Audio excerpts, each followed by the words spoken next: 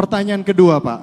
Ini adalah tentang bahwa ternyata di Medan itu marak akan tawuran. Tawuran antar remaja dan juga tawuran antara geng motor ataupun juga ormas.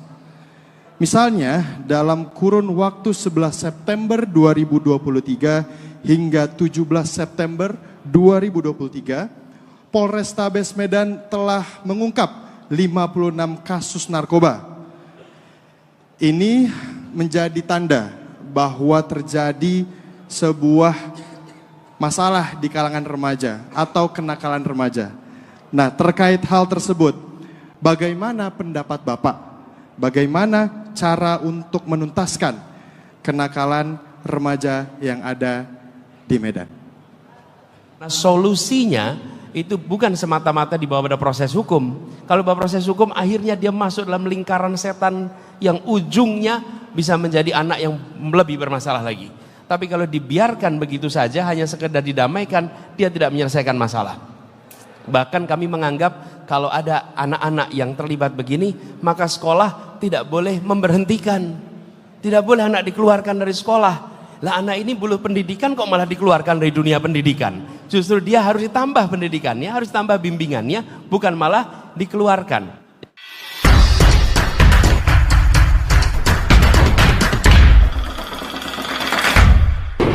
Pertanyaan kedua, Pak. Ini adalah tentang bahwa ternyata di Medan itu marak akan tawuran. Tawuran antar remaja dan juga tawuran antara geng motor ataupun juga ormas. Misalnya dalam kurun waktu 11 September 2023 hingga 17 September 2023, Polrestabes Medan telah mengungkap 56 kasus narkoba.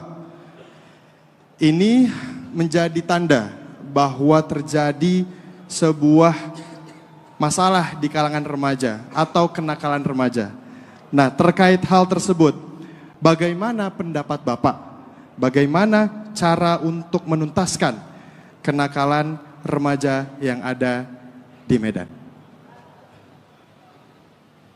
Gini, kita sering menemukan kenakalan, kemudian kekerasan di anak-anak muda usia remaja. Ini kan usia sekolah sebetulnya. Kita ini seringkali dua ekstrim. Ekstrim yang pertama dipolisikan, pokoknya serahkan kepolisian. Ekstrim yang kedua dibiarkan, didamaikan, tapi tidak diselesaikan apa-apa. Sementara ini sesungguhnya adalah masalah pendidikan, tapi tidak pernah diakui oleh dunia pendidikan sebagai masalah pendidikan. Karena itu tidak ada di dalam dinas pendidikan, dalam sekolah, penanganan kekerasan di sekolah, penanganan kekerasan remaja. Tidak ada. Adanya kurikulum, adanya bimbingan dan konseling, tapi penanganan kekerasan tidak ada. Menurut kami ini harus dianggap sebagai masalah dalam pendidikan, dibuatkan unit khusus untuk menangani ini sehingga ada bimbingan kepada anak-anak yang terlibat dalam kegiatan kekerasan. Karena solusinya itu bukan semata-mata dibawa pada proses hukum. Kalau bawa proses hukum, akhirnya dia masuk dalam lingkaran setan yang ujungnya bisa menjadi anak yang lebih bermasalah lagi. Tapi kalau dibiarkan begitu saja, hanya sekedar didamaikan, dia tidak menyelesaikan masalah. Bahkan kami menganggap kalau ada anak-anak yang terlibat begini, maka sekolah tidak boleh memberhentikan. Tidak boleh anak dikeluarkan dari sekolah. Lah anak ini belum pendidikan kok malah dikeluarkan dari dunia pendidikan. Justru dia harus ditambah pendidikannya, harus tambah bimbingannya, bukan malah dikeluarkan. Buat unit khusus. Kemudian dari unit ini dilakukan pembinaan, libatkan psikolog, libatkan orang-orang yang ahli parenting untuk mendampingi siapa? Mendampingi anaknya, mendampingi orang tuanya, mendampingi gurunya.